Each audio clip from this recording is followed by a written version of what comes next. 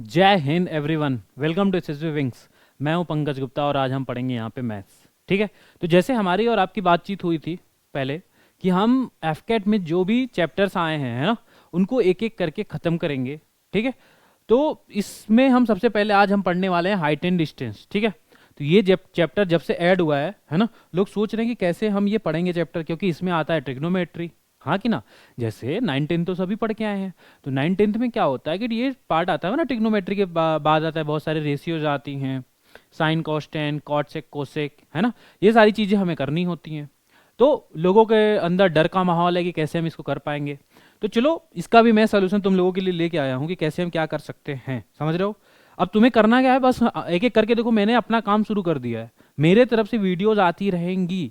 अब तुम्हारा क्या काम है ना। अब तुम कितना पढ़ रहे हो, तुम वो मुझे कैसे पता चलेगा, जब तुम मुझे नीचे कमेंट सेक्शन में बताओगे कि हाँ सर हमने कंप्लीट कर लिया, या फिर जो कुछ भी मैं पूछ रहा हूँ उसका जवाब दे रहे हो, या फिर जो भी तुम्हारे कंसर्न है उसको नीचे बता रहे हो। ठीक है, तो मेरा और तुम्हारा कनेक्शन बना रहेगा और चीज़ें अच्छी स्मूथली चलती रहेंगी। मेरा क्या काम है कि बस तुम्हारा रिजल्ट निकलवाना कैसे भी करके।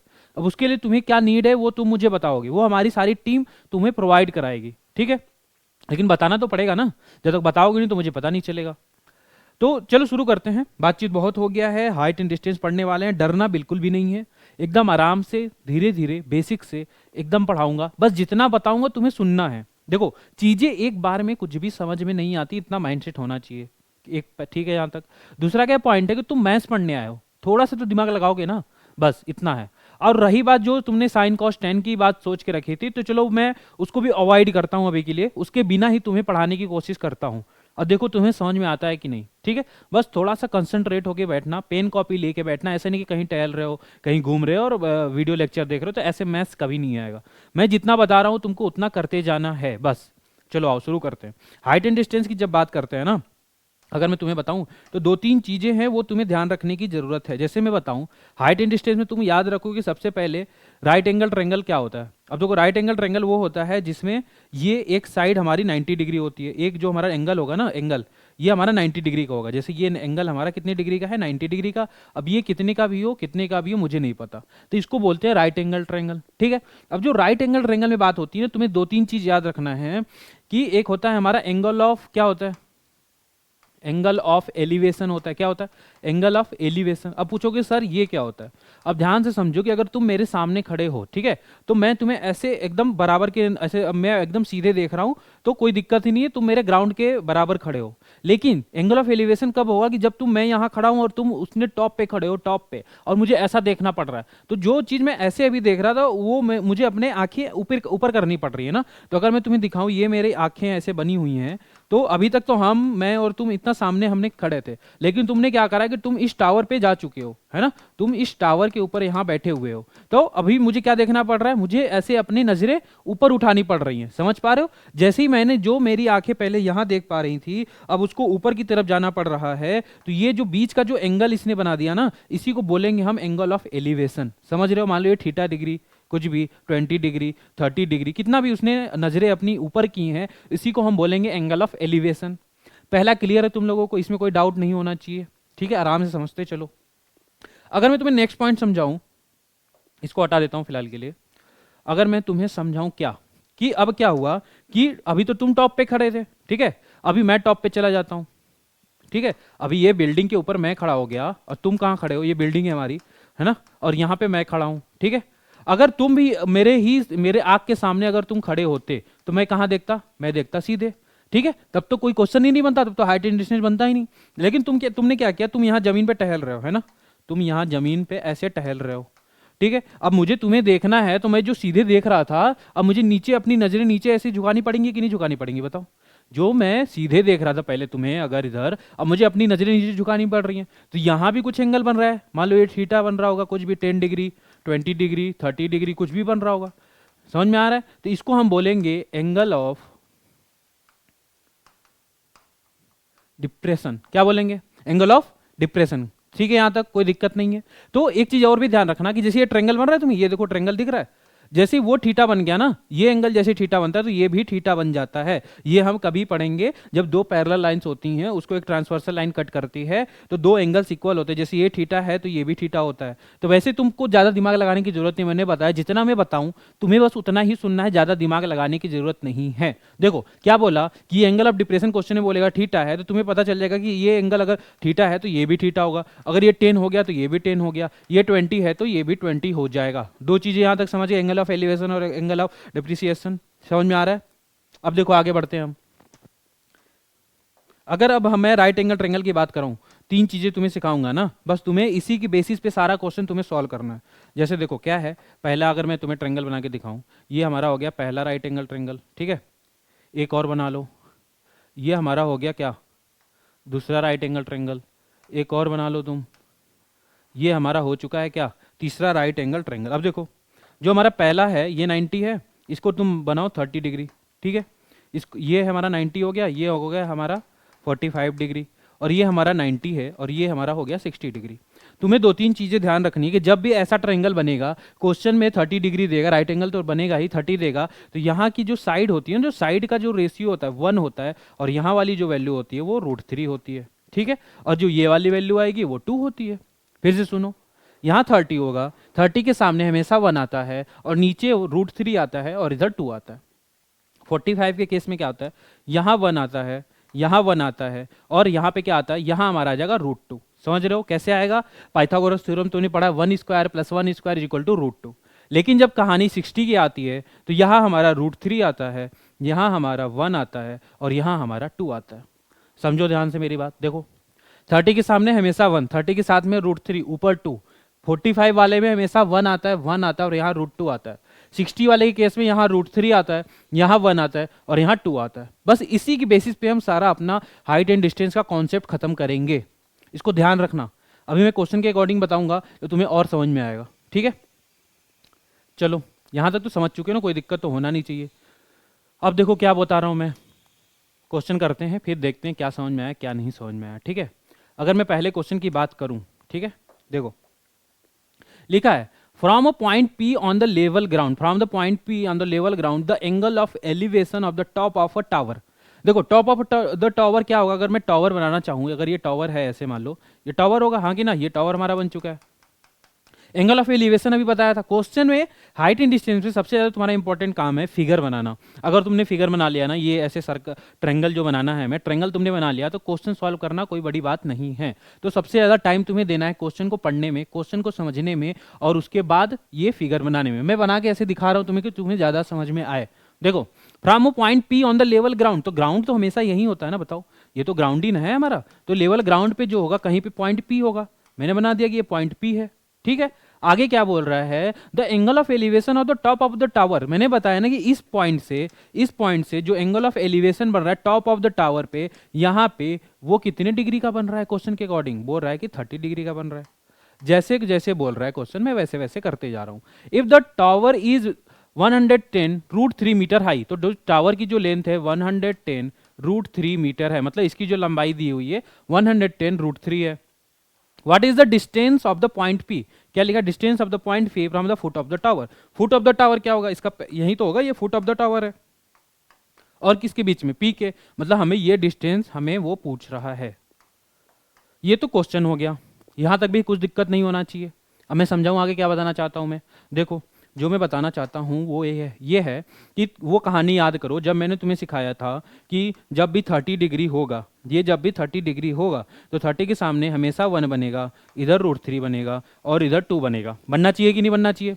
लेकिन क्वेश्चन में क्या बोल रहा है, यहाँ पे जो चीज 1 थी, यहाँ पे जो चीज √3 थी, ठीक है, 1 के जगह पे उसने किसको रखा है, 110 को। तो क्या करूंगा मैं, 1 की जगह पे क्या करूंगा, देखो 1 की जगह पे 1 की जो वैल्यू आ गई 110 √3 हो चुकी है। क्वेश्चन में रहना चाहिए था 1, लेकिन उसने रखा है 100 √3, तो 1 की वैल्यू इतनी है। वो पूछना क्या चाहता है, पूछना चाहता है √3 की वैल्यू। तो जब तुम्हें किसी भी लाइक एक चॉकलेट का रेट इतना रुपीज है, तो 2 को कितना होगा, 2 से मल्टीप्लाई करोगे, 3 का कितना होगा, 3 से करोगे, वैसे √3 का कितना होगा, तो √3 से हमें क्या करना पड़ेगा, मल्टीप्लाई। तो ये 100 √3 इंटू √3 करते हो तो देखो ये कितना बन जाएगा तुम्हारा 110 इंटू 3, जो कि कितना आएगा 330, ठीक है, ऑप्शन नंबर ए। एक चीज ध्यान रखना कि जब भी दो रूट की वैल्यूज को मल्टीप्लाई की जाती है, लाइक अगर मैं यहाँ पे लिखता हूँ √3 इंटू √3, है ना, तो ये 3 बन जाता है। कैसे बनेगा? जब ये √3 के अंदर ऐसे दो वैल्यूज आती हैं तो ये एक बाहर आ जाता है, समझ गए? इसीलिए यहाँ √3 इंटू √3 करके 3 बना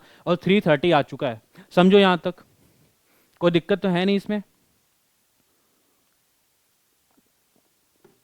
क्लियर है?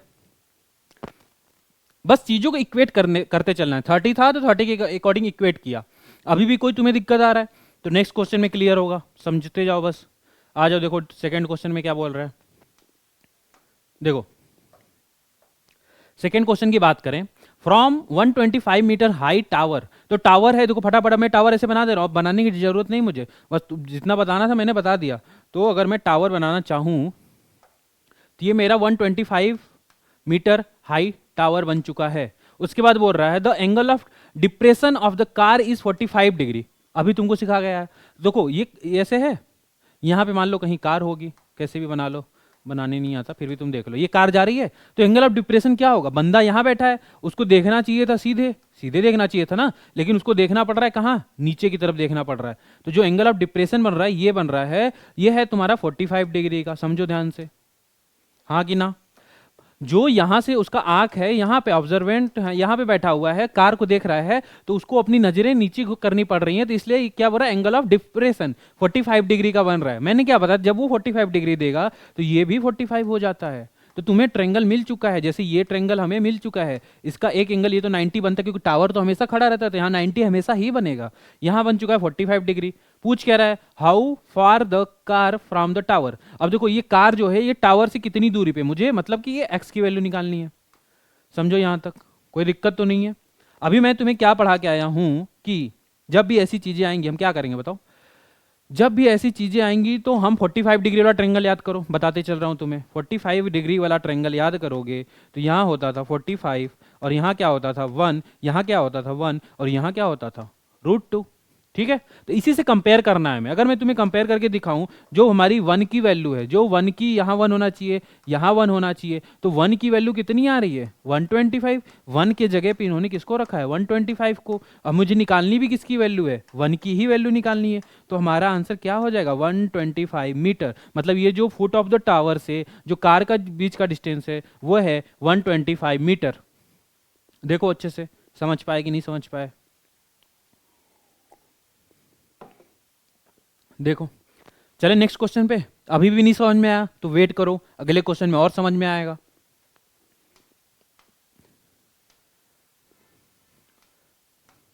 देखो क्वेश्चन क्या बोला, क्वेश्चन को पढ़ो। जब भी क्वेश्चन तुम्हारे सामने आए, तुम्हारा सबसे पहला काम है क्वेश्चन को पढ़ना और समझना। बिना पढ़े बिना समझे कोई क्वेश्चन तुम सॉल्व नहीं कर सकते। लिखा है 129 metre from the foot of the cliff on a level ground, the angle of elevation of the top of a cliff is 30 degree. देखो तो कोई एक क्लिफ बना होगा ऐसे, ये क्लिफ है हमारा, ठीक है, इस यहां से ये लेवल ग्राउंड है हमारा। 129 metre from the foot of the cliff, ये है क्या? फुट ऑफ द क्लिफ ही तो होगा ना। ये अगर ये क्लिफ खड़ा हुआ है तो इसका पैर यहीं पे होगा, foot of the cliff. 129 metre away है, कहां से है? लेवल ग्राउंड, यहां से 129 मीटर अवे, तो यहां से कोई पॉइंट होगा, यहां से जो एंगल ऑफ एलिवेशन बनाया जा रहा है वो है तुम्हारा कितना? 30 डिग्री। समझो, ठीक है। The height of the Cliff is, पूछना चाह रहा है हाइट ऑफ द क्लिफ, मतलब ये एच, वो एच को जानना चाहता है। अभी तो तुम प्रो हो चुके हो इसमें। क्या है, मैंने बताया था बेटा, जब भी 30 होता है तो 30 के सामने हमेशा 1 आना चाहिए, यहाँ √3 आना चाहिए, और यहाँ पे 2 आना चाहिए। लेकिन क्या हुआ, क्या यहाँ 1 की वैल्यू पता है? नहीं पता है। यहाँ किसकी वैल्यू पता है? √3 की वैल्यू पता है। जैसे देखो √3 की वैल्यू 129 है ना, ऐसे समझो कि √3 यूनिट लिख लो, तुम्हें दिक्कत हो तो यहाँ लिखो √3 यूनिट की जो वैल्यू है वो है 129, तो 1 यूनिट की वैल्यू कितनी हो जाएगी? वो हो जाएगी 129 बाई √3। और तुम्हें निकालना क्या है? तुम्हें निकालना भी तो 1 की ही वैल्यू है ना। अगर मैं 1 की वैल्यू निकाल दूं तो एच नहीं मिल जाएगा, समझो।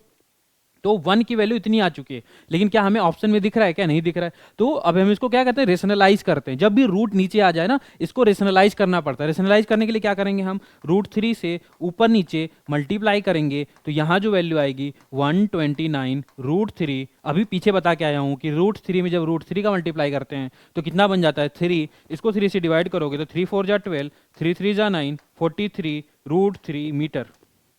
कहाँ पे? ये ऑप्शन नंबर सी हो जाएगा। देखो जैसे अगर तुम्हें यहाँ पे दिक्कत आ रहा होगा ना √3, तो ऐसे समझो कि अगर मैं तुम्हें बताऊं 3 केले, है ना, अगर तुम मार्केट जाते हो 3 केले का दाम वो बताता है कुछ भी 129 रुपीज़, हाँ कि ना। तो अगर तुम्हें एक केला चाहिए तो क्या करोगे, 1 केले का निकालना है तो 129/3 करोगे कि नहीं करोगे। वही चीज़ यहाँ पे सब कुछ √3 चल रहा था, तो बस मुझे 1 का चाहिए था, मैंने √3 से डिवाइड किया, रेशनलाइज किया, फिर √3 इंटू √3 3 होता है, 3 से कट किया 129 को तो 43 आया। ऑप्शन नंबर सी हमारा आ चुका है। अगर वो पूछ लेता कि इनके बीच का डिस्टेंस बताओ तो 2 की वैल्यू निकालते, किसी क्वेश्चन में पूछेगा भी 2 की वैल्यू निकालो तो निकालेंगे 2 की, 1 की निकाल के 2 की निकाल लेंगे। ठीक है, आ जाओ आगे देखते हैं क्या बोल रहा है। यहां तक तो कोई दिक्कत नहीं है।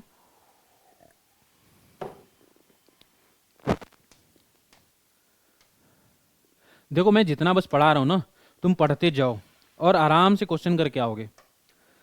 क्या लिखा हुआ है, find the length of a shadow of a vertical pole. अब देखो वर्टिकल पोल, अब तो तुम समझ गए हो कि वर्टिकल पोल बनाया कैसे जाता है। अगर मैं वर्टिकल पोल बनाऊंगा ऐसे, हमारा ये कोई वर्टिकल पोल ऐसे होगा, हाँ कि ना, ये वर्टिकल पोल बन चुका है। अब पूछ क्या रहा है वो, शैडो। अब बताओ शैडो, जैसे अगर मैं यहाँ पे खड़ा हूँ तो मेरा शैडो ऐसे जमीन पे ही तो बनेगा ना, तो शैडो बनाने के लिए क्या करना पड़ेगा, शैडो उसका यहाँ कहीं बनेगा, ये हमारा शैडो बन चुका है। Length of a shadow of a vertical pole 18 metre high when the sun's altitude is 60 degree, ये ऐसे फिगर बनेगा और यहाँ पे ये 60 डिग्री होगा। हमें निकालना है शैडो, तो शैडो तो यही है SHADOW, है ना, ये शैडो है। लेकिन दिया क्या है, 18 मीटर हाई है। ये कौन है, ये जो भी पोल वगैरह था वो 18 मीटर हाई है। अब तुम्हें पता है 60 के सामने क्या होता है, याद करो, 60 के सामने हमेशा क्या आना चाहिए, √3 आना चाहिए था। यहाँ हमेशा क्या आना चाहिए, 1 आना चाहिए। यहाँ क्या आना चाहिए, 2 आना चाहिए। बार बार ऐसे बता रहा हूँ कि तुम्हें याद हो जाए क्लास में ही। अब देखो तुम्हें क्या, किसकी वैल्यू दी हुई है, √3 की वैल्यू 18 दी हुई है। देखो जो √3 की वैल्यू है क्वेश्चन में वो 18 मीटर है ना। तो यहाँ से 1 की वैल्यू कितनी हो जाएगी, ये हाँ मल्टीप्लाई उधर जाके डिवाइड होगा, तो 18/√3 मीटर हो गया। फिर से वही चीज़ आ गया, हमें क्या करना पड़ेगा, रेशनलाइज करने के लिए क्या करते हैं, नीचे वाले वैल्यू से ऊपर नीचे मल्टीप्लाई करेंगे, तो ये कितना बनेगा, 18√3 डिवाइडेड बाई 3, 3 से इसको कट करूंगा 6 टाइम, तो जो हमारा आंसर आएगा वो आएगा 6√3, ऑप्शन नंबर बी। अब समझ रहे हो, स्टार्टिंग में टाइम लग रहा था, जैसे जैसे हम करते जाएंगे वैसे वैसे हमारा क्वेश्चन को करने का टाइम क्या होगा, रिड्यूस होते जाएगा। समझ में आ रहा है तुम्हें, कोई दिक्कत तो नहीं है ना। अगर अभी भी कोई दिक्कत आता है तो कैसे पता चलेगा, तुम मुझे कमेंट करके बताओगे कि सर ये नहीं समझ में आया, वो नहीं समझ में आया, तो फिर मैं उसका कुछ सोल्यूशन बताऊंगा तुम्हें। ठीक है, चलो आओ नेक्स्ट क्वेश्चन देखते हैं क्या बोल रहा है।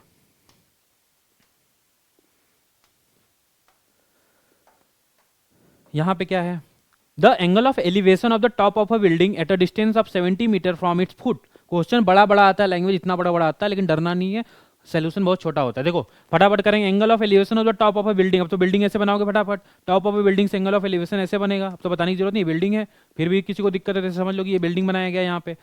Angle of elevation of the top of a building at the distance of 70 metre from its foot. अब देखो इसका ये पैर है, यहाँ से यहाँ तक की जो डिस्टेंस है वो 70 मीटर है, हाँ कि ना, 70 मीटर हो गया। Horizontal plane found to be 60 degree, ये कितना है, 60 डिग्री होना चाहिए। आगे देखो, find the height of the building. अब तुम्हें हाइट पूछ रहा है, ये हाइट हमें निकालनी है। अब याद करो वो कहानी, 60 डिग्री के सामने हमेशा क्या होना चाहिए, 60 के सामने हमेशा होना चाहिए √3, यहाँ क्या होना चाहिए 1, यहाँ क्या होना चाहिए 2। तो अब देखो किसकी वैल्यू गिवन है, यहाँ से 1 की वैल्यू, मतलब 1 यूनिट की जो वैल्यू है वो है 70 मीटर, हाँ कि ना, 70 मीटर। तुम्हें कितनी की चाहिए, क्या 2 की चाहिए, क्या 3 की चाहिए, क्या 4 की चाहिए, नहीं सर हमें किसकी चाहिए, हमें तो √3 की चाहिए, तो √3 यूनिट का निकाल लो। जब एक केले का दाम 70 रुपये है तो 3 का कितने का होगा, वैसे एक यूनिट 70 का है तो √3 यूनिट कितने का होगा, 70 √3 हो जाएगा, 70 √3 मीटर। तो जो हमारा हाइट निकल के आएगा वो क्या आएगा, 70 √3। समझ में आ रहा है, ऑप्शन नंबर बी। देखो समझो फटाफट,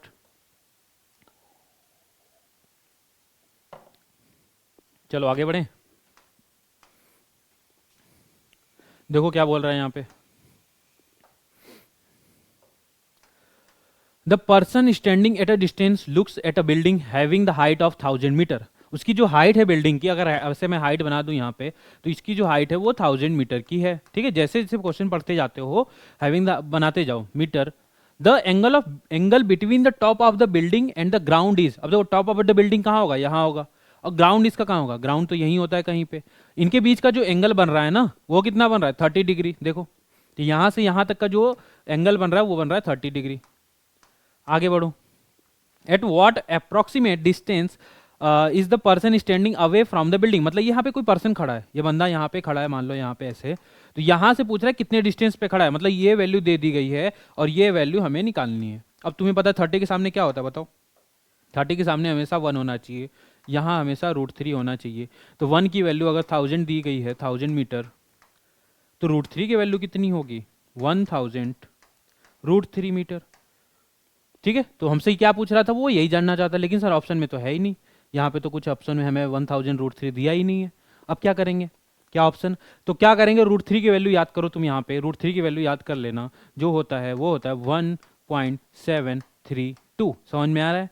√3 की वैल्यू कितनी होती है? 1.732। अगर मैं यहाँ पे 1000 में वैल्यू रखने जाऊँ तो 1000 तो है ना, और √3 की जो वैल्यू आएगी 1.732, तो इसको मल्टीप्लाई करोगे तो कितना मिलेगा? 1732।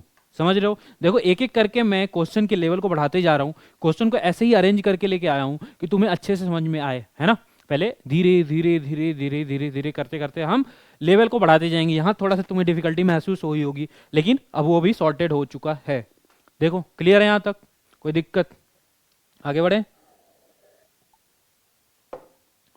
देखो नेक्स्ट क्वेश्चन क्या है।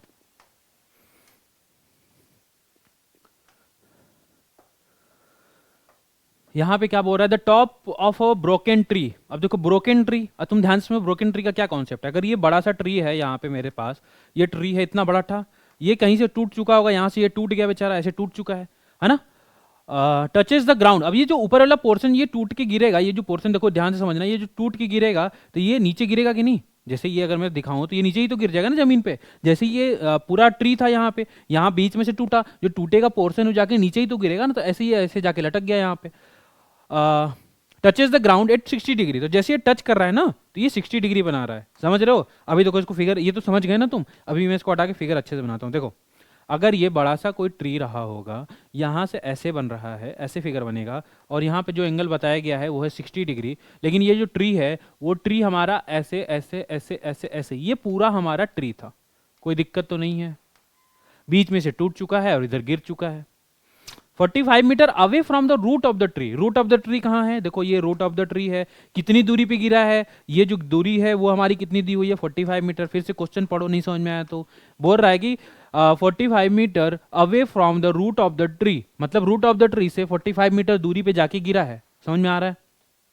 What will be the total height of the tree. Height पूछा, टोटल हाइट पूछ रहा है। अब याद करो 60 डिग्री है, 60 के सामने हमेशा क्या होना चाहिए? 60 के सामने हमेशा होना चाहिए √3, या और यहाँ 1, और यहाँ क्या होना चाहिए? 2। समझो यहाँ तक? यहाँ तक तो कोई दिक्कत है नहीं, समझ में आ रहा है?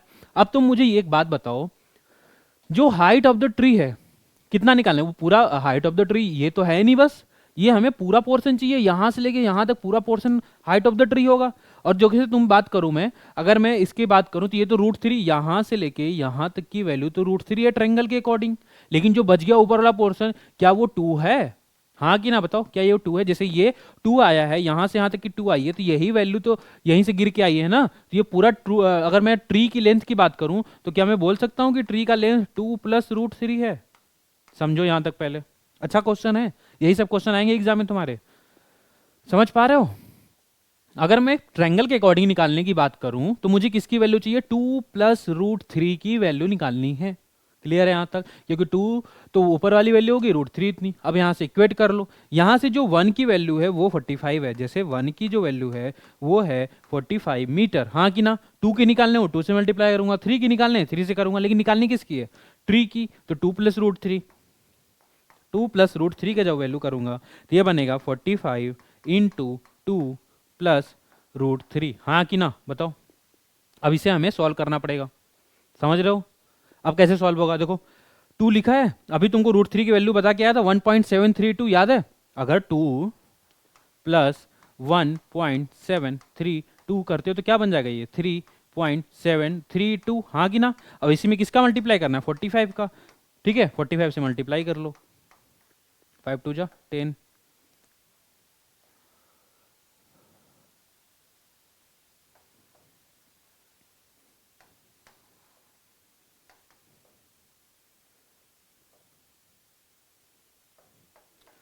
देखो अब कैलकुलेशन तो तुम्हें ही करना पड़ेगा ना।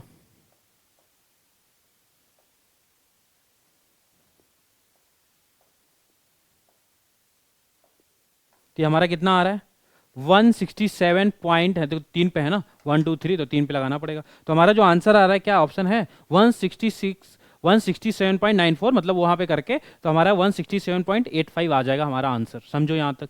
अगर अभी भी किसी को कोई दिक्कत है तो मुझसे पूछो। देखो क्या फिर से समझा दे रहा हूँ, एक बड़ा सा ट्री था हमारे पास, बीच में से वो टूट गया। बीच में से क्या हुआ, वो टूट चुका है, बीच में से टूटा। टूटा तो ट्रेंगल बना दिया। ट्रेंगल बनाने के बाद हमें पता चला कि जितना ट्रेंगल का पार्ट है वो √3 आ रहा है, लेकिन जो टूटा हुआ पार्ट है वो 2 आ रही है ट्रेंगल के अकॉर्डिंग, है ना, क्योंकि √3 होता है, ये 2 होता है, ये 1 होता है। अगर मैं पूरे ट्री की बात करूं तो ट्री का जो लेंथ हो गया 2 + √3, 2 + √3। मुझे क्या था 1 की वैल्यू पता थी, तो फिर मैंने 2 + √3 की निकाली, तो क्या हो गया 45 × 2 + √3। 2 + √3 को कैसे सॉल्व करेंगे, √3 की वैल्यू रखेंगे 1.73, मैंने 2 भी रखा इसलिए ज़्यादा वैल्यू आ रही है, 1.73 ऐसे रखते तो हमारा ये अप्रॉक्स वैल्यू आएगी। मैंने ऐड किया तो क्या बना 3.73, और यहाँ पे मल्टीप्लाई करूंगा 45 से तो 167.85 आ जाएगा। समझ में आ रहा है? नहीं आया तो फिर से देखना, चीज़ों को समझो आराम से। देखो आ जाओ नेक्स्ट क्वेश्चन देखते हैं क्या बोल रहा है। अब देखो क्या बोल रहा है यहाँ पे, A telegraph post gets broken at a point against the storm. ठीक है, its top touches the ground at a distance of 20 meter from the base of the post, making an angle of 30 degree with the ground. What is the height of the post? Same question है, same. अगर मेरे solve कराने से पहले तुम खुद से solve कर लेते ना वीडियो को पॉज करके, तो बहुत अच्छी बात होगी। बाकी तो मैं तो बता ही रहा हूँ, तो कोशिश करो कि वीडियो पॉज करो, खुद से सॉल्व करो, बाकी मैं बताने जा रहा हूँ। देखो कोई टेलीग्राफ पोस्ट रहा होगा, स्टॉर्म आया होगा, टूट के गिर चुका है ना, ब्रोकन एट अ पॉइंट। मान लो अगर मैं यहाँ से दिखाऊँ, वहाँ से वो ब्रोक हो गया यहाँ पे और ऐसे गिर चुका ज़मीन पे। गिर के वो कितनी डिग्री का एंगल बना रहा है, distance of 20 metre from the base. 20 metre ये डिस्टेंस है यहाँ से यहाँ तक की, ठीक है। 30 डिग्री का एंगल बनाया जा रहा है यहाँ पे, देखो है ना, making angle 30 with the ground. What is the height of the post? Height of the post मतलब पूरा ये जानना चाहता है, ये हाइट है हमारी। और 30 के सामने क्या होता है, अब देखो फटाफट बताऊंगा मैं। 30 के सामने ध्यान रखो 1, ये क्या होता है √3, और ये क्या होता है 2। ठीक है, क्लियर है? तो तुम्हें ये 1 की वैल्यू चाहिए, प्लस ये ऊपर जो वैल्यू टूट के गिरी है ये भी तो है। तो टोटल तुम्हें हाइट मतलब कितना चाहिए, 2 + 1, मतलब तुम्हें 3 की वैल्यू निकालनी है। हाँ कि ना, क्लियर है? फिर से समझो। अगर मैं ट्रायंगल में तुम्हें समझाऊं, ये ट्रायंगल लिखा हुआ है तो ये ट्रायंगल में 1 है, समझ रहे हो, 1 आ गया था। और ये ऊपर वाली जो लेंथ टूट के गिरी है तभी तो ये नीचे आई है ना। तो ट्रायंगल के अकॉर्डिंग कितना है 2, तो तुम्हें हाइट चाहिए तो टोटल कितना करोगे 2 + 1 कितना आएगा 3। अब तुम क्वेश्चन के अकॉर्डिंग आ जाओ, यहाँ पे क्या है, जो √3 की वैल्यू गिवन है, ऐसे समझो कि √3 यूनिट है, वो कितने के बराबर है 20 मीटर के बराबर है। तो 1 यूनिट कितने के बराबर होगी, वो हो जाएगी तुम्हारी 20/√3 मीटर। हाँ कि ना? तुम्हें चाहिए कितने की वैल्यू, तुम्हें चाहिए 3 की, 1 की तुमने निकाल ली है, 3 की चाहिए तो क्या करोगे, 3 यूनिट का चाहिए तो मल्टीप्लाई करोगे, तो कितना आ जाएगा ये 20/√3 और इंटू 3। समझ में आता है यहाँ तक? समझो। अगर मैं तुम्हें इसको सॉल्व करने का बताऊं तो क्या मैं इसको √3 को 3 से कट करूंगा तो √3 मिलेगा, तो हमारा आंसर कितना आ जाएगा 20√3। ऑप्शन नंबर है हमारे पास बी। अगर यहाँ किसी को दिक्कत आया कि सर आपने ये कैसे कर दिया, तो देखो ये लिखा हुआ है 20/√3 और इंटू 3 लिखा हुआ है, तो 20/√3, 3 को अगर मैं तोड़ना चाहूँ तो क्या √3 इंटू √3 में नहीं तोड़ सकता हूँ? तो ये √3 से √3 कट गया, बच गया क्या 20√3। वही मैंने यहाँ पे डायरेक्ट लिख दिया है। जिसको आता था अच्छी बात है, नहीं आता तो सीखो। समझ रहे हो? पहले वाला एक क्वेश्चन था। आप देखते हैं आगे, फिर नेक्स्ट क्वेश्चन पे चलते हैं, है ना? सब कुछ सही है यहाँ तक तो?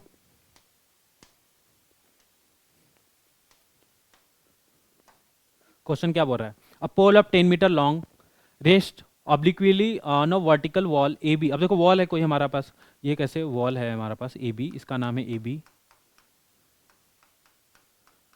ठीक है, ये लिखा हुआ है ए बी। इस पे क्या है कि एक पोल ऐसे रेस्ट कर रहा है, पोल को ऐसे गिराया गया, मतलब पोल ऐसे रखा गया है। यहाँ पे क्या है, a pole of 10 metre long, तो ये पोल की जो लेंथ है ना वो 10 मीटर है, यहाँ से यहाँ तक की जो लेंथ है वो 10 मीटर दी गई है वर्टिकल वॉल ए बी पे, making an angle of 30 degree. तो ये जो एंगल है ये 30 डिग्री दिया गया, समझ में आ रहा है? ये जो एंगल दिया गया ये 30 डिग्री है। With the horizontal find the how far the foot of the pole from the wall. अब देखो यहाँ पे, यहाँ से लेके यहाँ तक का हमें डिस्टेंस बताना है, ठीक है, यहाँ से यहाँ तक का डिस्टेंस हमें बताना है। अब कहानी याद करो कि 30 के सामने क्या होती हैं चीज़ें, बताओ खुद से भी तो बताओ, मेरे ही भरोसे बैठे हुए हो। 30 के सामने क्या होती हैं चीज़ें, 30 के सामने जब भी आता है वैल्यू तो हम यहाँ क्या रखते हैं 1, यहाँ क्या रखते हैं √3, यहाँ क्या रखते हैं 2। अब क्वेश्चन में किसकी वैल्यू गिवन है बताओ, क्या क्वेश्चन में 1 की वैल्यू गिवन है, क्या क्या क्वेश्चन में 1 की वैल्यू पता है, नहीं पता है। √3 की पता है, नहीं पता है। किसकी पता है, 2 की पता है, तो 2 के इक्वेट करेंगे। देखो यहाँ से मुझे मिलेगा 2 यूनिट की जो वैल्यू आएगी वो आएगी 10 मीटर, फिर 1 यूनिट की जो वैल्यू आएगी वो आएगी 10/2 इज इक्वल टू 5 मीटर। तुम्हें चाहिए कितने की? तुम्हें चाहिए √3 की, है ना। तो 1 यूनिट की वैल्यू इतनी है, तो √3 यूनिट की कितनी हो जाएगी? वो हो जाएगी तुम्हारी 5√3 मीटर। ऑप्शन है, दो ऑप्शन है, दोनों में से कोई सा लगा लो। समझ रहे हो? देखो समझो, कोई दिक्कत है तो बताओ।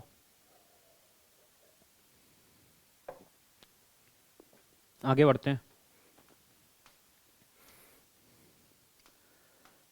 देखो ऐसा मैंने चीज बताया ना, तुम्हारा एकदम आराम से सारे क्वेश्चन ऐसे चुटकियों में उड़ेगा, बस तुम प्रैक्टिस करो मेरे साथ साथ। आगे देखो, a vertical pole of length 6 metre cast a shadow of 4 metre long. अब तो तुम्हें तुम्हारे दिमाग में चीजें बन रही होंगी कैसे बनाना है।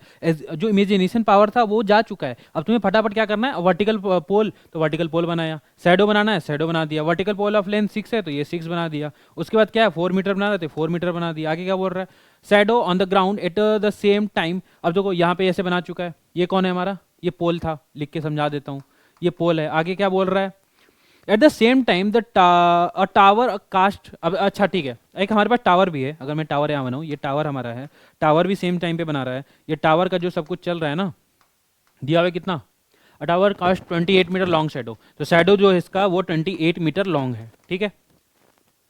Find the height of the, height निकालना है हमें, ये क्वेश्चन पूछ रहा है। अब कंपेयर कैसे करेंगे, अब ऐसे ये क्वेश्चन थोड़ा सा अलग है। क्या है इसमें, कोई तो एंगल दिया नहीं है कि कंपेयर करके निकालें, बताओ एंगल है। तो यहाँ अपने लॉजिक से बताओ कि अगर मैं खड़ा हूँ यहाँ पे, अगर मेरे साथ में कोई भी बंदा खड़ा है या कोई बिल्डिंग खड़ी है बड़ी सी, है ना, और जो सन से अगर मेरा शैडो बन रहा है, सन की रेस से, तो जो शैडो बन रहा है दोनों के लिए इक्वल ही है सन। वहां से भी अगर मेरा एंगल ऑफ एलिवेशन उसके साथ इक्वल आ रहा है, तो जो टावर खड़ा है उसके लिए भी सन के साथ एंगल ऑफ एलिवेशन उतना ही आ रहा होगा, हाँ कि ना। मतलब एंगल इक्वल होगा, क्योंकि जो हमारा शैडो बन रहा है वो सन के वजह से ही बन रहा है, ठीक है। तो कैसे कर सकते हैं कि जितना रेशियो यहाँ पे बन रहा है, जैसे अगर मैं यहाँ निकालूं, इसका रेशियो कितना आ रहा है, 6/4, हाँ कि ना। जैसे इसका रेशियो में निकाल रहा हूँ तो 6/4 आ रहा है, वैसे इसका भी रेशियो h/20 इक्वल आना चाहिए कि नहीं आना चाहिए, बताओ। क्योंकि अगर ये एंगल थीटा है, अगर ये कुछ भी होता, मुझे नहीं पता थीटा है, तो ये भी थीटा ही होगा, समझ रहे हो। अगर ये 30 होता, अगर ये 30 डिग्री होता तो ये भी 30 होता, समझ में आ रहा है। अगर ये 40 होता तो ये भी 40 होता, सेम होंगे, ये समझाने की कोशिश कर रहा हूं मैं। इसलिए जो इनके रेशियो होंगे वो भी सेम होंगे। तो इसका जो रेशियो 6/4 हो गया वो किसके बराबर होगा, h/28 के। यहां से इक्वेट करोगे तो कैसे होगा, क्रॉस मल्टीप्लाई करते हैं या फिर ऐसे कट कर लेते हैं। इसको 4 से कट करूंगा 7 टाइम, ठीक है। ये 7 जाके इधर मल्टीप्लाई हो जाएगा, तो h की जो वैल्यू आ गई कितनी आ गई, 6 × 7 आ गया ऑप्शन नंबर डी। समझो यहां तक, कोई दिक्कत है तो बताओ मुझे। चले आगे बढ़े। क्या करना था कि एंगल इक्वल होगा, इसलिए दोनों का जो हाइट था वो कर दिया। अगर इसमें किसी को दिक्कत आया तो इस चीज़ को फिर से बता देता हूँ, हो सकता है दिक्कत आ गया हो किसी को। तो देखो, अगर समझ गए तो ठीक है, लेकिन बता देता हूँ। देखो 6/4 किया था मैंने यहाँ पे, इधर लिखा था h/28, तो यहाँ से क्रॉस मल्टीप्लाई कर लो तुम, तो यहाँ से मिलेगा h/4 इज इक्वल टू 28 × 6। अब ठीक है, यहाँ से h निकालना है तो 4 को उधर भेज दो, तो क्या आ जाएगा 28 × 6 डिवाइडेड बाई 4। 4 से कट करोगे 7 टाइम, इसको कट करोगे 42, आंसर तब भी आएगा। चलो नेक्स्ट पे चलते हैं। देखो क्या बोल रहा है, a rope of 30 metre tied to a top of a pole. देखो फटाफट, टॉप ऑफ अ पोल कैसे हो, ये पोल है हमारा, ऐसे करके कहीं पोल होगा। एक रस्सी को बांधा गया है, कहाँ बांधा गया है, fix to the point on the ground, यहाँ पे ग्राउंड से बांधा गया है, और इसके टॉप से ऐसे बांधा गया है। ये रस्सी ही तो है, ये रस्सी है, ठीक है। ये तो हमारा पोल है, और यहाँ ये ग्राउंड था, ग्राउंड से लेके यहाँ तक के रस्सी को बांधा गया है, जो कि है वो 30 मीटर हमारा। इसकी जो डिस्टेंस है, मतलब ये जो रोप की लेंथ है वो 30 मीटर दी गई है। Point on the ground, keep the pole up height, मतलब पोल को खड़ा करने के लिए रस्सी से जैसे तंबू बांधते हैं ना, वैसे बांधने के लिए इसको लगाया गया है। If the rope makes an angle of 45 degree, जो रोप है वो कितने डिग्री का एंगल बना रहा है, 45 डिग्री का। मैं कुछ नहीं कर रहा हूँ, जैसे जैसे क्वेश्चन बोल रहा है बस वैसे वैसे करते जा रहा हूँ, वैसे तुम्हें भी करना है। 45 डिग्री का बना रहा है with the horizontal through the foot of the pole. What is the height of the pole, height of the pole पूछना चाह रहा है, ठीक है। तुम्हें पता है कि जब भी 45 डिग्री होगा, हम यहाँ 1 लिखेंगे, हम यहाँ 1 लिखेंगे, और यहाँ लिखेंगे √2। ध्यान रखना, √2 होता है, 2 नहीं होता है। तो यहाँ मुझे क्या 1 की वैल्यू पता है, नहीं। क्या मुझे 1 की वैल्यू पता है, नहीं। किसकी वैल्यू पता है, √2 की। तो जो √2 की वैल्यू, मतलब √2 यूनिट है, वो है 30 मीटर, हाँ कि ना। 1 यूनिट कितना हो जाएगा बताओ, 1 यूनिट हो जाएगा 30/√2 मीटर। तुम्हें चाहिए कितना, 1 ही तो चाहिए, यही आंसर होना चाहिए। क्या ऑप्शन में है, हमारे ऑप्शन में नहीं है। ऑप्शन में नहीं है तो क्या करेंगे, √2 से ऊपर नीचे मल्टीप्लाई करेंगे, रेशनलाइज करेंगे। रेशनलाइज करने के लिए क्या करते हैं, 30/√2 है ना, इंटू √2 और इंटू √2, ये हो जाएगा 30√2 और डिवाइडेड बाई 2, तो वैल्यू कितनी आएगी, 15√2। समझ पा रहे हो, तो ऑप्शन नंबर हमारा यहाँ डीप छिपा हुआ है, 15√2 हो जाएगा। ठीक है, चलो आगे बढ़ते हैं। देखो क्या है इसमें, the angle of depression of a point situated at a distance of 70 metre from the base of a tower is 60 degree.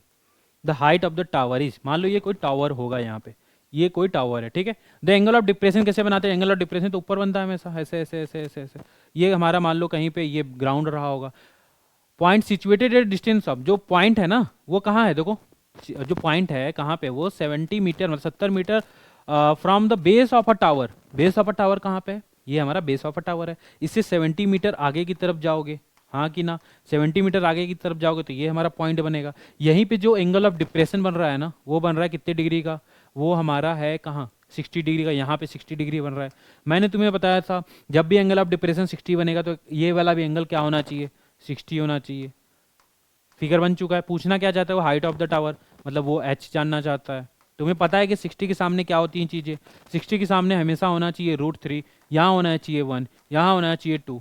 तो यहाँ से तुम्हें 1 की वैल्यू 70 दी गई है, 1 की वैल्यू 70 दी गई है, और तुम्हें निकालना है √3 की वैल्यू, तो नहीं निकाल लोगे क्या, बताओ कितना आ जाएगा, 70√3 metre.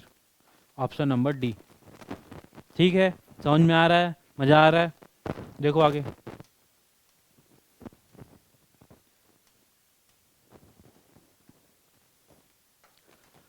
Ravi is flying a kite with a 60 metre long thread, ठीक है, पतंग उड़ाते हैं हम, उसमें जो पतंग उड़ाने की जो चीजें हैं वो 60 मीटर लंबे रस्सी से उड़ा रहा है। If the angle of depression of Ravi from kite is 45 degree, height of the kite from the above the ground. देखो अगर मैं तुम्हें सिखाऊं, ये हमारा कहीं पे काइट उड़ रहा होगा ऐसे करके, है ना, अगर मैं ऐसे दिखाऊं, एंगल ऑफ डिप्रेशन जो है ऐसे ऐसे ऐसे ऐसे, और यहाँ पे हमारा वो है रवि है, ये बंदा जो रवि खड़ा है ना यहाँ पे खड़ा है, तो एंगल ऑफ डिप्रेशन काइट से जो बता रहा है वो ऐसे ये बना रहा है कितने डिग्री का, 45 डिग्री का दिया हुआ है। समझ रहे हो, अगर मैं ऐसे ट्रायंगल बनाने की कोशिश करूं, इसको हटा के सीधा बना लूं थोड़ा सा, ठीक है, ये अभी तो पतंग उड़ रहा था हमारा, ये पतंग है, पतंग से बोला एंगल ऑफ डिप्रेशन जो कि रवि के आंख तक जाएगा वो ऐसे बनेगा। अगर मैं ये सीधी लाइट ऐसे दिखाऊं और ये ऐसे बनाऊं तो ये मेरा 90 बनता है ना। और क्या दिया, Ravi is flying a kite with a 60 metre long thread, जो थ्रेड है वो यही तो है, ये 60 मीटर दिया हुआ है, 60 मीटर लॉन्ग थ्रेड यहाँ से यहाँ तक जा रही है। जब ये 45 है तो ये भी 45 होता है, तुम्हें पता है। पूछना क्या चाहता है वो, पूछ रहा है कि height of the kite above the ground. अब देखो हाइट ऑफ द काइट, अब काइट कहीं भी उड़ रहा हो, हाइट निकालना है तो हाइट तो हमेशा हम सीधे ही निकालते हैं ना, कि हाइट टेढ़ा निकालोगे, हाइट तो सीधे ही चाहिए, मतलब तुम्हें ये एच वाली वैल्यू चाहिए। ट्रायंगल मैंने बना दिया, 45 के सामने हमेशा होता है 1, यहाँ भी होता है 1, और यहाँ होता है √2, हाँ कि ना बताओ। क्वेश्चन में क्या है कि √2 की वैल्यू जो है वो 60 मीटर है, तो 1 की वैल्यू कितनी हो जाएगी, 60/√2 मीटर। तुम्हें चाहिए क्या, तुम्हें क्या चाहिए, 1 तो ही चाहिए, 1 ही तो है हाइट, देखो 1 ही तो है, क्या ऑप्शन में है हमारे, नहीं है। इसको क्या करना पड़ेगा, रेशनलाइज। जब रेशनलाइज करते हो तो 60/√2 है, तो यहाँ भी √2 करोगे और यहाँ भी √2 करोगे तो क्या आ जाएगा, 60√2/2, तो कितना आ जाएगा, 30√2। हाँ कि ना, ऑप्शन नंबर डी। कोई दिक्कत तो नहीं है, समझ में आ रहा है पूरा।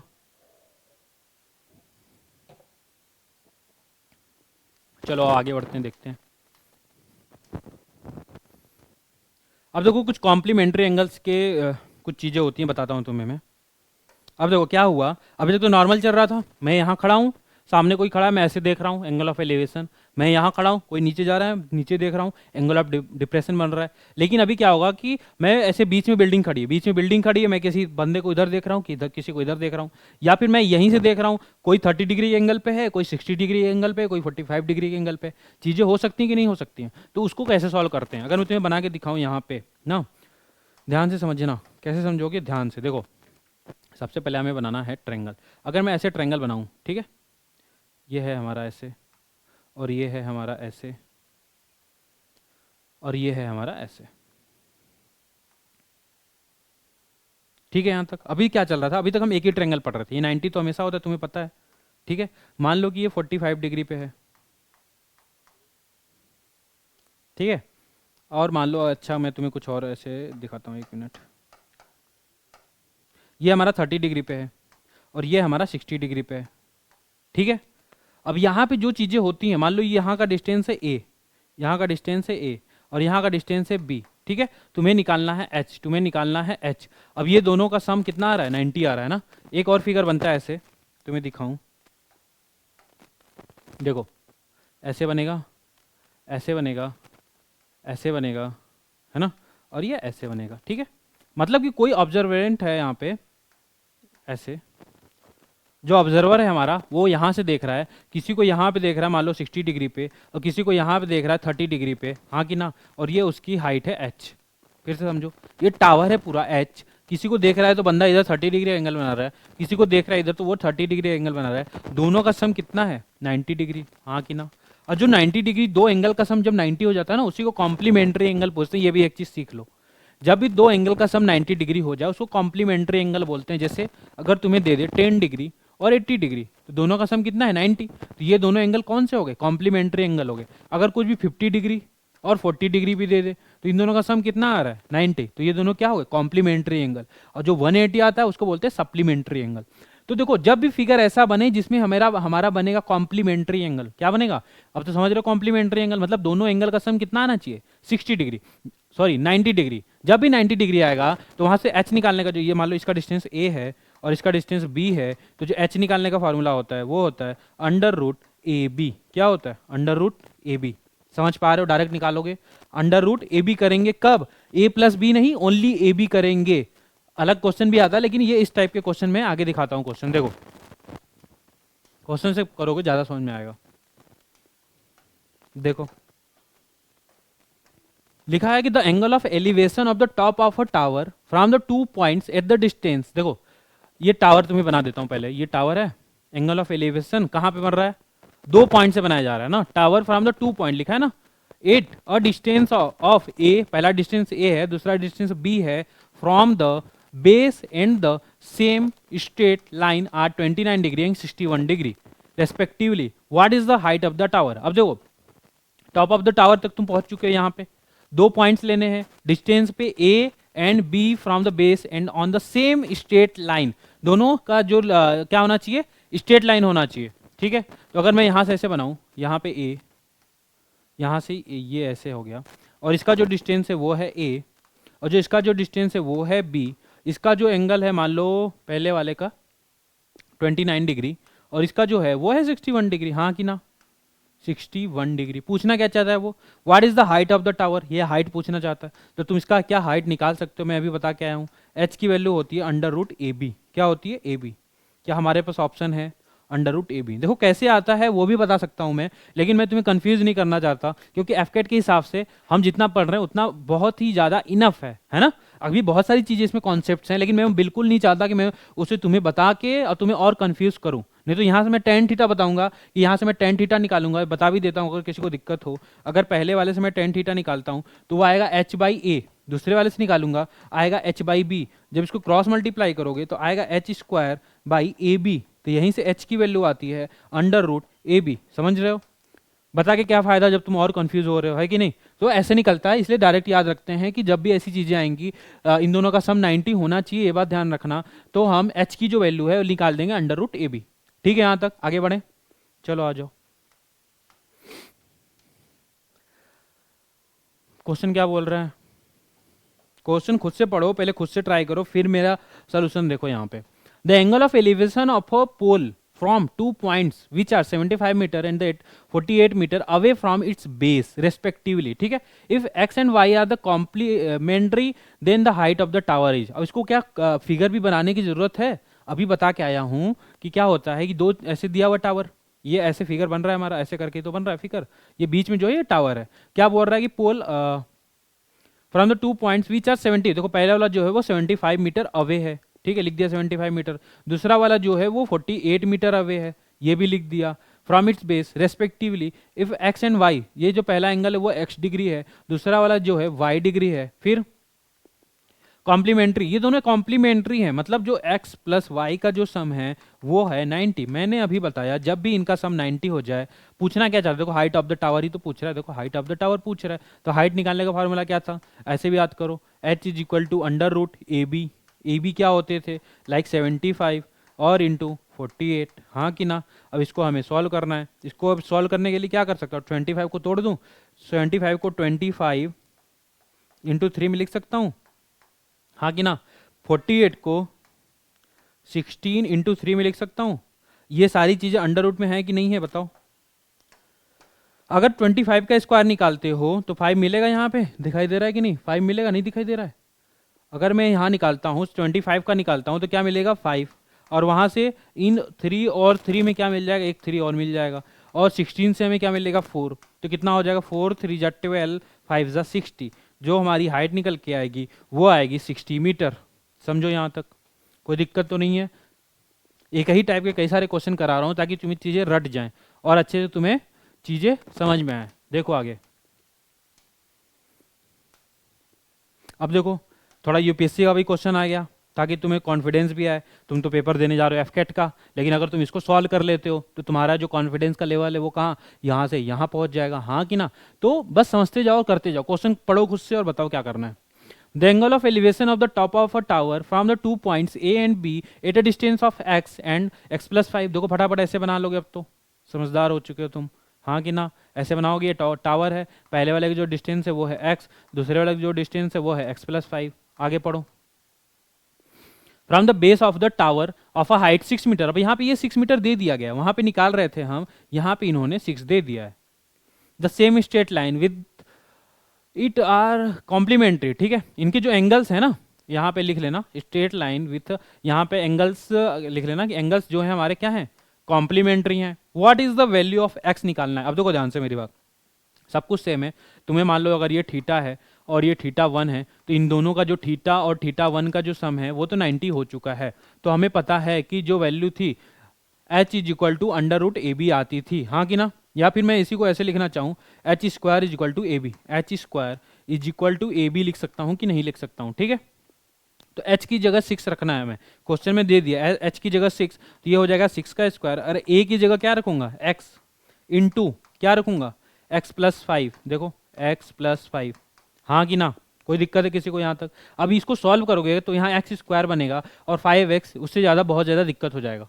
और हमें क्या क्वाड्रेटिक इक्वेशन बन जाएगा, समझ रहे हो, जैसे x square plus 2x plus ऐसे 3। तो हमें क्वाड्रेटिक इक्वेशन सॉल्व करना पड़े, मैं नहीं चाहता कि ऐसा बने कुछ, ठीक है। तो मैं क्या चाहता हूँ कि यहाँ 36 लिख लो तुम पहले, और यहाँ x लिखो, और यहाँ पे x प्लस 5 रखो, ठीक है। क्वेश्चन में भी x की वैल्यू पूछा है ना, तो ये x की वैल्यू 4 हो सकती है, या 5 हो सकती है, या 6 हो सकती है, या 9 हो सकती है। वैल्यू यहाँ पुट करके चेक कर लो। अगर मैं 4 रखता हूँ ना, तो समझो अगर मैं यहाँ 4 रखता हूँ तो यहाँ इंटू है, यहाँ भी 4 रखता हूँ, 4 प्लस 5 9, 9 4 जा 36, तो सेटिस्फाई कर रहा है कि नहीं। अगर मैं यहाँ 4 रखता हूँ, तुम भी रख के चेक करो, मेरे भरोसे मत बैठो। अगर मैं यहाँ 4 रखता हूँ जैसे, तो 4 हो जाएगा, ये हो जाएगा 4 प्लस 5 कितना हो गया 4 और इंटू 9, 9 4 जा 36, मतलब 36 इधर भी आ रहा है और 36 इधर भी आ रहा है, तो एक्स की वैल्यू कितनी होनी चाहिए, 4 होनी चाहिए। बताओ क्या ये डिफिकल्ट क्वेश्चन था, कोई दिक्कत आया इसमें तो बताओ मुझे। क्या हम ऐसा क्वेश्चन नहीं कर सकते हैं, हो जाएगा कि नहीं हो जाएगा। चले आगे बढ़े, देखो क्या बोल रहा है question. P and Q are the 2 points on the ground, ठीक है, on either side of a pole. The angle of elevation of the top of a pole as observed from P and Q are 60 degree and 30 degree respectively, and the distance between them is 84 root 3 meter. What is the height of the pole? अब देखो थोड़ा सा अलग question है, ध्यान देना। जैसे अगर फिगर तो ऐसे ही बनेगी, फिगर सब कुछ बढ़िया है, फिगर ऐसे ही बनेगा अगर तुम समझ पा रहे हो तो। P एंड Q 2 पॉइंट है, यहाँ पे P है और यहाँ पे Q है, 2 पॉइंट है इधर साइड ऑफ द टावर, ये टावर है हमारा बीच में, ठीक है। The angle of elevation of the top of a pole as observed from P and Q are 60 degree and 30 degree. P से जब देखते हैं तो ये 60 डिग्री बनाया जाता है, और जब इससे देखते हैं तो ये 30 डिग्री बनाया जाता है। इन दोनों का भी सम आ रहा है तुम्हारा कितना, 90। तो ये कॉम्प्लीमेंट्री एंगल वाला केस बन रहा है। लेकिन क्वेश्चन में दिया क्या है, the distance between them is 84 root 3। Them मतलब ये जो 84 रूट 3 है ना, ये पूरा यहां से लेके यहां तक का डिस्टेंस है, समझो। अभी तक क्वेश्चन में हमें आधा आधा डिस्टेंस दिया जा रहा था, लाइक इतना डिस्टेंस देते थे और इतना देते थे, तो हम क्या करते थे, h is equal to under root a b. क्या हम यहाँ ऐसा कर सकते हैं? नहीं कर सकते ना। तो क्या करेंगे फिर? अब हमें निकालना तो है क्वेश्चन, कैसे करेंगे? देखो सब कुछ बढ़िया है यहाँ तक। अगर तुम्हें कहानी याद हो 60 डिग्री वाली, है ना, ध्यान से समझना थोड़ा सा। 60 के सामने क्या होना चाहिए हमेशा? √3। 60 के साथ में क्या होना चाहिए हमेशा? 1। क्लियर है यहाँ तक? 30 के सामने हमेशा क्या होना चाहिए यहाँ पे? 1। 30 के नीचे हमेशा क्या होना चाहिए? √3। जो लोग भूल चुके हैं उनके लिए यहाँ बना के दिखा रहा हूँ। अगर ये 60 डिग्री है, अगर ये 60 डिग्री है तो यहाँ √3 होता था, यहाँ 1 होता था। अगर ये अलग से ट्रायंगल ऐसे होता, यहाँ 30 डिग्री है तो यहाँ 1 होता था, यहाँ √3 होता था। हाँ कि ना बताओ? लेकिन अब क्वेश्चन में क्या हुआ कि ये जो वैल्यू है, ये दोनों वैल्यू सेम होनी चाहिए। हाँ कि ना बताओ? ये वाला जो लेंथ है, ये वाला जो टावर है हमारा बैठा हुआ है, पोल है, टावर है, ये दोनों इक्वल होने चाहिए कि नहीं होना चाहिए? यहाँ पे ये बोल रहा है कि ये √3 है, यहाँ पे ये बोल रहा है कि 1 है। कैसे हो सकता है ऐसी चीजें? बताओ, क्या ये पॉसिबल है? नहीं है ना। तो क्या हो जाएगा, यहां से मैं बोल दूं ये तो 1 है, चलो बढ़िया, ये √3 है, ये बढ़िया, तो ये 1 की जगह भी क्या होना चाहिए? √3 लिख दो। √3 रखोगे, जब यहाँ √3 रखोगे तो यहाँ भी √3 से मल्टीप्लाई करना पड़ेगा। सिंपल क्या था कि जो चीज पहले यहाँ तुम्हारे पास 1 थी, तुमने बोला कि इसमें √3 का मल्टीप्लाई कर दो, क्योंकि ये √3 है तो यहाँ हो जाएगा √3। जब यहाँ √3 का मल्टीप्लाई करोगे तो यहाँ भी √3 का मल्टीप्लाई करना पड़ेगा, तो हमारी वैल्यू यहाँ पे क्या आ जाएगी? 3 आ जाएगी। हाँ कि ना? अगर मैं तुम्हें नया केस बना के दिखाऊं, ध्यान से समझना क्या बोलना चाह रहा हूं मैं, है ना। अगर सब कुछ यहां तक ठीक है, देखो अगर मैंने लिख दिया यहाँ पे, अगर मैंने इसको करा तो ये जो पूरी वैल्यू √3 कहीं पे बन रही थी, कहीं पे 1 बन रहा था, तो मैंने इसको बना दिया कि ये पूरी जो टावर की लेंथ है वो √3 आनी चाहिए। सही है यहाँ तक? जब ये √3 आया तो नीचे वाली लेंथ √3 से कट के 3 आ चुकी है। अगर तुम्हें फिगर अच्छे से बना के दिखाऊं यहाँ पे ना, तो हमारा जो फिगर बन चुका है ये ऐसे ऐसे ऐसे, है ना, और इधर तो ये वाली जो लेंथ है ये तो ऑलरेडी 1 थी। अब ये जो बनना था ये √3 बन चुका है, और ये जो बनना था वो 3 बन चुका है। क्वेश्चन पूछ क्या रहा है? क्वेश्चन पूछा what is the height of the pole. हमें हाइट ऑफ द पोल निकालना है, मतलब हमें √3 की वैल्यू निकालनी है। किसकी वैल्यू पता है? 3 + 1 मतलब 4 की वैल्यू हमें कितनी दी? 84 √3। अगर तुम्हें 4 की वैल्यू 84 √3 है तो 1 की कितनी हो जाएगी? 84 √3 डिवाइडेड बाई 4 कितना हो जाएगा? 4 2 जा 8, 4 1 जा 4, 21 √3। ये 1 की वैल्यू मैंने निकाल ली है। तुम्हें निकालना क्या है? पूछ क्या रहा है? वो पूछ रहा है √3 की वैल्यू। जब 1 की वैल्यू इतनी है तो √3 की कितनी हो जाएगी? 21 √3 इंटू √3। जब √3 से √3 को मल्टीप्लाई करते हो तो क्या मिलेगा? 3 मिलेगा। तो कितना हो जाएगा? 3 1 जा 3, 3 2 जा 6। तो जो हमारा हाइट ऑफ द पोल या फिर हाइट ऑफ द टावर है वो कितना होगा? 63। थोड़ा सा अच्छा क्वेश्चन था, समझ में आया होगा। दो ट्रायंगल थे, दोनों को हमें इक्वेट करके एक height of the common height निकालना था, किसका? टावर या पोल का। ठीक है, चले आगे बढ़े। देखो फिर यहां पे क्या करना है हमें। नेक्स्ट क्वेश्चन की बात करें, है ना। क्वेश्चन पढ़ो क्या लिखा है। A pole of length 7 metre is fix vertically on the top of a tower. ठीक है, कोई टावर है उसके ऊपर कोई पोल लगाया गया है, जो कि पोल है वो 7 मीटर है। ठीक है, the angle of elevation of the top of a pole observe from the point on the ground is 60 degree and the angle of depression at the same point on the. देखो आराम से चलते हैं, बनाते हैं। देखो सबसे पहले तुम टावर बना लो एक। ये हमारा टावर बन चुका है, समझ में आ रहा है? ये टावर है। टावर के ऊपर हमें बनाना है एक पोल। ये समझ लो कि तुम्हारा पोल है। ठीक है, अगर ये पोल बनाया गया है तो अ पोल ऑफ लेंथ 7 मीटर, तो जो पोल की जो लेंथ है ना वो 7 है, मतलब बस यहां से यहां तक की जो डिस्टेंस है वो 7 मीटर है पोल की। यहां तक हो चुका है कहानी, है ना। यहां तक तो कर लिया। आगे बोल रहा है the angle of elevation of the top of the pole. अब देखो टॉप ऑफ द पोल क्या है? क्या ये पॉइंट है? क्या ये तो टावर का टॉप है ना। पोल की टॉप की बात करोगे तो ये है। यहां से जब हम एंगल ऑफ एलिवेशन निकालते हैं वो कितना आ रहा है? ये आ रहा है 60 डिग्री। ठीक है, पोल से जब निकाल रहे हैं तो ये आ रहा है 60 degree. And the angle of depression of the same point on the ground on the top of the tower. अब देखो टावर से हमें क्या एंगल ऑफ डिप्रेशन निकालना है। ये हमारा टावर है। अगर मैं टावर से डिप्रेशन निकालने की बात करूं, ये ऐसे जाता है ना, ऐसे जाता है, और यहां से मुझे डिप्रेशन निकालना है फुट ऑफ द टावर पे, तो ऐसे जाएगा ये। हाँ कि ना। जब ये ऐसे जाता है तो ये आ रहा है 45 डिग्री। जब ये वैल्यू 45 डिग्री आ रही है, जब ये वैल्यू 45 है तो ये भी 45 आना चाहिए कि नहीं आना चाहिए? बताओ। Top of the tower is 45 degree. The height in metre of the tower, हमें क्या निकालना? हाइट ऑफ द टावर निकालना है, ये h निकालना है। समझो यहां तक। सबसे पहले उसने बोला एक टावर है हमारे पास। टावर पे क्या करना है कि हमें एक पोल लगाना है, पोल भी लगा दिया मैंने। जब पोल लगाया तो पोल पे क्या हो रहा है कि पोल की जो लेंथ है वो 7 मीटर है। फिर उसने बोला कि पोल के टॉप से नीचे तक का जो हमारा है क्या एंगल ऑफ एलिवेशन वो 60 डिग्री है, वो भी मैंने बना दिया। फिर उसने बोला अब टावर के जो टॉप से यहां तक का जो डिस्टेंस है वो हमारा आना चाहिए क्या 45 डिग्री आना चाहिए। क्या आना चाहिए 45 डिग्री, उसने डिप्रेशन बताया। तो ये जो एंगल निकल के आया ये भी 45 डिग्री आया। ठीक है, समझ रहे हो। ये छोटा सा जो है ये 45 है और ये पूरा जो वैल्यू है ना ये 60 है, ये 60 है। अब देखो, अब क्वेश्चन अपना पूछ क्या रहा है, वो जानना क्या चाहता है, हाइट ऑफ द टावर निकालना हमें। ठीक है, अगर हाइट ऑफ द टावर वो जानना चाहता है तो कैसे निकालेंगे। देखो 45 के सामने हमेशा क्या आना चाहिए, ये चीज हमेशा 1 होनी चाहिए, ये भी चीज हमेशा 1 होनी चाहिए क्योंकि 45 वाले ट्रायंगल की बात हो रही है। लेकिन अगर मैं 60 वाले की बात करूं, पूरे 60 वाले की, तो 60 वाले में क्या होता था, पूरा √3 होता था, याद करो। √3 ये पूरा होना चाहिए था और ये पूरा 1 होना चाहिए था। ध्यान से समझना, थोड़ा सा अच्छा क्वेश्चन है।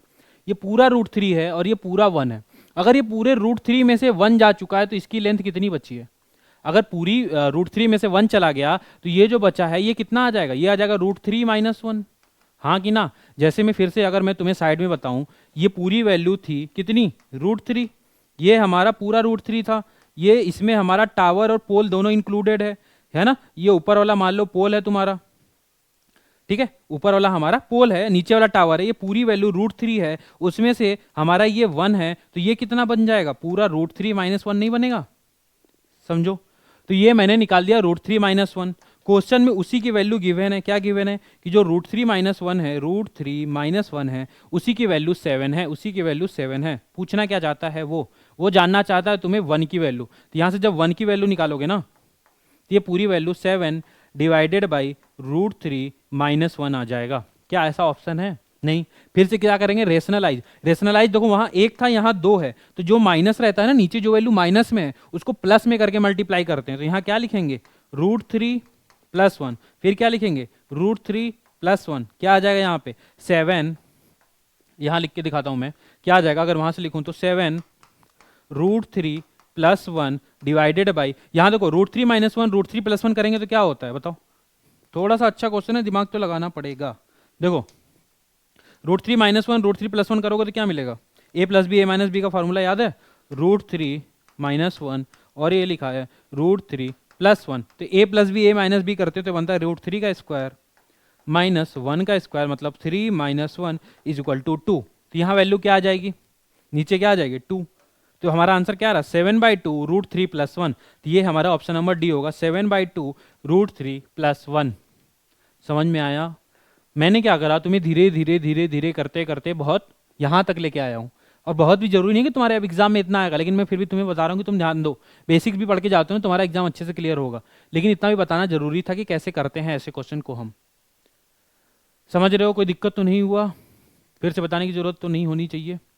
चलो देखते हैं, आगे बढ़ते हैं। देखो क्या लिखा है यहाँ पे, the angle of depression of 2 wells from the top of a lighthouse. मान लो कि ये लाइट हाउस ऐसे बनाई गई है ना, ये लाइट हाउस है। यहां से वो ऑब्जर्व कर रहे हैं, किसको, वेल्स को कर रहे हैं, जो कि 45 डिग्री और 30 डिग्री आ रहा है towards the east. If the well are 200 metre, देखो यहां से वेल्स चलती आ रही है, ये वेल है, ठीक है। तो इन्होंने पहले वाले को देखा है, ठीक है, और दूसरे वाले को देखा है, तो दोनों एक इधर है एक इधर है। तो यहां से जो ऐसे बन रहा है ना, क्या बन रहा है यहाँ पे, डिप्रेशन बोला ना। अब तो देखो डिप्रेशन बताया चाहे कुछ भी बोले, अगर डिप्रेशन वो ऐसे बनाता है, लाइक यहाँ से बनाएगा एंगल, तो मैंने तुम्हें पहले ही सिखाया कि जो एंगल यहाँ बनेगा वही एंगल नीचे बनता है। तो एंगल मैं यहाँ लिख दूँ डायरेक्टली, कितना बना 45 डिग्री और 30 डिग्री। तो 45 यहाँ 30 बनेगा और यहाँ क्या बन जाएगा 45 डिग्री। हाँ कि ना। आगे देखो क्या बोल रहा है, if the wells are 200 metre apart, मतलब वेल, ये देखो पहली वेल है और ये दूसरी वेल है, इनके बीच का जो डिस्टेंस आ रहा है यही क्या है 200 मीटर। हाँ कि ना। How far away is the well from the foot of the lighthouse which at 45 degree, मतलब ये जो वेल है ना, ये जो 45 डिग्री पे बैठी हुई है, ये यहां से कितनी दूरी पे है, यही हमें डिस्टेंस निकाल के बताना है। पहले क्वेश्चन समझो अच्छे से। From the top of the light house कैसे करेंगे बताओ। सब कुछ तो बता दिया मैंने कि लाइट हाउस से देख रहे हैं, दो वेल्स आ रही हैं ऐसे चलते हुए। पहली वेल यहाँ है जो कि 30 डिग्री का डिप्रेशन उधर बना रहा था तो इधर बना दिया, जो कि 45 डिग्री का बना रहा है तो यहाँ बना दिया। दोनों के बीच का जो डिस्टेंस है वो 200 मीटर है। इनके जो बीच का डिस्टेंस है वो हमें निकालना है, किसके, लाइट हाउस और इनके बीच का, वेल के बीच का। कैसे करेंगे? कहानी वही है कि जो हम चीज़ें पहले कर रहे थे वही ही करना है। जैसे देखो, अगर 45 के सामने रखूँ तो ये आ जाएगा 1 और ये आना चाहिए 1, हाँ कि ना। छोटे वाले ट्रेंगल के देखो, बस इस वाले ट्रेंगल को देखो, 45 यहाँ बन रहा है तो ये 1 होता था, ये 1 होता था, हाँ कि ना। लेकिन अब 30 की जैसी बात करता हूँ तो 30 के केस में क्या होता है कि ये वैल्यू होनी चाहिए थी हमारी 1, ये वैल्यू हमारी होनी चाहिए 1, और ये वैल्यू पूरी कितनी होती थी, पूरी पूरी पूरी कितनी होती थी, √3। ध्यान से समझो, इसको थोड़ा सा हटा दूं मैं, ठीक है, ये रहने दो। ये देखो पूरी वैल्यू कितनी है, पूरी वैल्यू हमारी √3 है। यहाँ से लेके यहाँ तक की वैल्यू कितनी है, √3। उसमें से अगर ये 1 चला गया, अगर ये 1 लेके चला गया, इसको भी हटा के दिखाऊं मैं, तो यहाँ बचेगा कितना, कितना बच जाएगा बताओ। अगर ये 1 लेके चला गया तो कितना बचेगा, √3 माइनस 1, और क्या होगा समझो। जैसे ये पूरा √3 है, पूरा यहां से लेके यहां तक √3 है, उसमें से 1 जा चुका है तो √3 माइनस 1 ही तो बचेगा ना। और क्वेश्चन में इसी की वैल्यू कितनी है, 200। क्वेश्चन में यही तो दिया था, लिखा था ना मैंने, अभी हटाया। तो जो √3 माइनस 1 की जो वैल्यू आ रही है वो आ रही है 200। तो 1 की कितनी आएगी सोचो, 200 बाई √3 माइनस 1। पूछना क्या जाता है, 1 ही चाहिए उसको, मतलब ये 1 की यूनिट चाहिए। तो 1 की यूनिट क्या ऑप्शन मैच कर रहा है, नहीं कर रहा है। इट मीन्स कि हमें अब उसको क्या करना पड़ेगा, रेशनलाइज करना पड़ेगा। जब रेशनलाइज करोगे तो क्या मिलेगा बताओ, 200 आ जाएगा, नीचे क्या आएगा, √3 माइनस 1, यहाँ क्या आएगा, √3 प्लस 1, फिर √3 प्लस 1, हाँ कि ना। तो इधर अगर मैं सॉल्व करूँ तो आ जाएगा वैल्यू 200 √3 प्लस 1 और डिवाइडेड बाय, अभी करके दिखाया था, ये हो जाएगा a² a plus b a minus b, a² minus b²। तो 3 माइनस 1 करूंगा तो क्या मिलेगा, 2, 2 से डिवाइड करूंगा तो क्या मिलेगा, 100 √3 प्लस 1, 100 हो गया। √3 की वैल्यू कितनी होती है, 1.73 है ना, प्लस 1 कितना हो गया, 100 इंटू 2.73। तो जो टोटल वैल्यू आ गई कितनी आ जाएगी हमारी यहाँ पे, 112,273। समझ रहे हो मेरी बात को, देखो यहाँ तक क्लियर है कैसे कराया मैंने। फिर से सुनो, दो वेल्स जा रही थी, पहले 30 डिग्री पे था, दूसरा 45 डिग्री पे था, ठीक है। इनके बीच का जो डिस्टेंस था वो 200 था। मैंने तुम्हें कहानी बताई थी कि 45 के सामने हमेशा 1 होना चाहिए, 45 के साथ हमेशा 1 होना चाहिए। लेकिन वही 30 के साथ बात करूँ तो 30 के सामने हमेशा 1 आना चाहिए था, हमेशा 1 आना चाहिए, और इसके साथ में पूरा √3 आना चाहिए। जब यहाँ से यहाँ तक का पूरा डिस्टेंस √3 है और यहाँ से यहाँ तक का डिस्टेंस 1 है, तो √3 में से जब 1 चला गया तो कितना बचा, √3 माइनस 1। मेरे अकॉर्डिंग √3 माइनस 1 बच रहा है। क्वेश्चन वाला बोल रहा था कि नहीं, यहाँ से यहाँ तक का डिस्टेंस 200 है, 200 है। तो मैंने क्या करा, √3 1 यूनिट, √3 माइनस 1 की वैल्यू 200 करी, 1 की वैल्यू निकाली तो 200 बाई √3 माइनस 1 आया, और यहाँ तक कर लिया। समझ में आ रहा है? मुझे लग रहा है कि मैंने बहुत ही ज़्यादा इनफ तुम्हें पढ़ा दिया है ना। क्या लग रहा है तुम लोगों को, बहुत सारी चीज़ें हो गई हैं यहाँ तक, मैंने बहुत ही अच्छे से बताने की कोशिश की।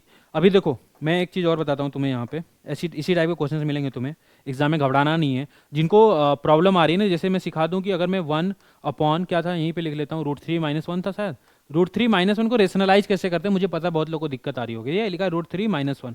तो क्या करना होता है कि जो नीचे वाली वैल्यू ना, अगर यहाँ माइनस है तो प्लस लिखेंगे, प्लस है तो माइनस, यहाँ माइनस है तो यहाँ लिखेंगे √3 प्लस 1, फिर उसी सेम वैल्यू को नीचे भी लिखेंगे और मल्टीप्लाई करते हैं, मतलब 1 का मल्टीप्लाई इस पूरे वैल्यू में करेंगे तो आ जाएगा √3 प्लस 1। समझ रहे हो मेरी बात, ऊपर तो आ चुका है, नीचे क्या आएगा, ये लिखा है a minus b a plus b, फिर से बता देता हूँ, एक बार बताया था मैंने, ये है लिखा है √3 प्लस 1, और क्या लिखा है √3 माइनस 1, तो ये लिखा है a प्लस बी और लिखा है a माइनस बी। समझ में आ रहा है? तो यहाँ से वैल्यू आती है a² माइनस b²। अब a की जगह पे कौन बैठा है, √3, तो √3 का जब स्क्वायर करूंगा और माइनस लगाऊंगा और 1 का स्क्वायर करूंगा तो √3 का स्क्वायर कितना होता है, 3 माइनस 1, तो वैल्यू कितनी आती है, 2। समझ में आ रहा है? इस वजह से मैं डायरेक्ट लिख दे रहा था यहाँ पे 2। अब तो तुम समझ गए हो कि कैसे करना है। देखो इसी टाइप के क्वेश्चन आते हैं तुम्हारे एफकेट के लिए, मैंने इतना ज़्यादा इनफ पढ़ा दिया है ना। सोचो अच्छे अच्छे क्वेश्चन करा रहा हूँ, तुम सीडीएस से क्वेश्चन कर पा रहे हो, तो एफकेट में इससे ज़्यादा नहीं आने वाला है तुम्हारे पास। अगर तुम्हें फिर भी लगता है कि नहीं सर कुछ छूट गया तो मुझे नीचे बताओगे कि हाँ सर, कमेंट सेक्शन में बताओ। बाकी ये सेशन कैसा लगा ये भी बताओ। समझ में आ रहा है? बहुत सारी चीज़ें मैंने कराई हैं, तुम इसको अच्छे से करो। फिर इसे अगर वीडियो अभी भी नहीं तुम्हें समझ में आया, अभी बहुत सारी वीक हैं तुम्हारी चीज़ों को रिवाइज करो। इसी वीडियो लेक्चर को 2 बार देखो, 3 बार देखो, और नीचे कमेंट करके बताओ कैसा लगा। अगर तुम्हें ऐसी और वीडियोस चाहिए तो उसके लिए भी बताओ कि सर इस चैप्टर में मुझे बहुत ज़्यादा दिक्कत है, या फिर मुझे कैलकुलेशन प्रॉब्लम है, या फिर मैंने इसमें कोई सारी चीज़ें से ये मैंने बता दिया, मुझे लगा कि इसमें डाउट आएगा तो मैंने बताया। अगर तुम्हें इसके अलावा भी कोई डाउट है तो वो कैसे पता चलेगा मुझे? जब तक तुम मुझे बताओगे नहीं तो मुझे पता नहीं चलेगा। अब ये तो वीडियो मैंने बना दी, अगर तुम चाहोगे इसका प्रैक्टिस सेट चाहिए तो कुछ क्वेश्चन दे दो सर ताकि हम प्रैक्टिस कर पाएँ, उसके लिए बताओ कि हाँ प्रैक्टिस सेट प्रोवाइड करा दो। देखो इस बार तुम्हें एफकेट निकालना है, कैसे भी करके तुम करो। तुम बस अपने तरफ से मेहनत तो दिखाओ, तभी तो मुझे भी मोटिवेशन आएगा कि हाँ बच्चे अप्रिशिएट कर रहे हैं चीज़ों को, उनको अच्छा लग रहा है, या फिर उनको समझ में आ रहा है, या फिर वो कहीं से पढ़ रहे तो उन्हें समझ में नहीं आ रहा था और मेरे पढ़ाने से उनको समझ में आ रहा है। तो मैं और मेहनत करूंगा, और वीडियोज़ बनाऊंगा, और अच्छे अच्छे कंटेंट लेके आऊँगा।